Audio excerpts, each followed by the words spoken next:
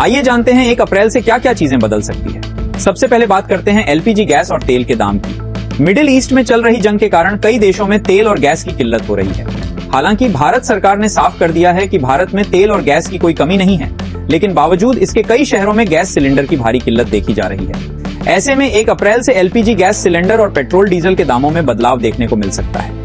ऐसे हालातों के बीच गैस और तेल के दाम सस्ते होने की संभावना बेहद कम है, तो वही ऐसे में इनके दामों में उछाल देखा जा सकता है, जो आपकी जेब पर सीधा असर डालेगा। रेलवे टिकट कैंसिलेशन के नियम सख्त हो सकते हैं।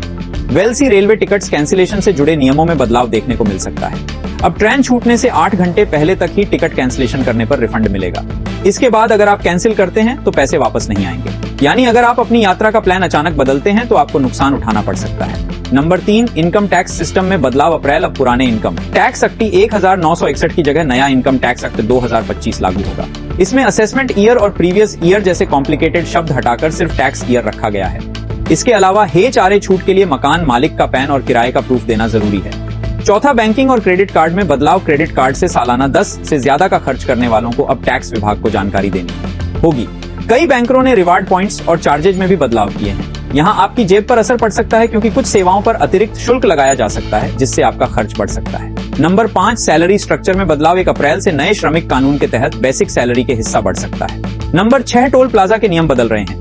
1 अप्रैल से देश भर के टोल प्लाजा पर नए नियम लागू होने जा रहे हैं, जिससे हाईवे और एक्सप्रेसवे पर सफर महंगा हो सकता है। इसका सीधा असर यात्रियों की जेब पर पड़ेगा। वहीं अब टोल वसूली पूरी तरह कैशलेस सिस्टम से होगी और फास्टैग अनिवार्य रहेगा।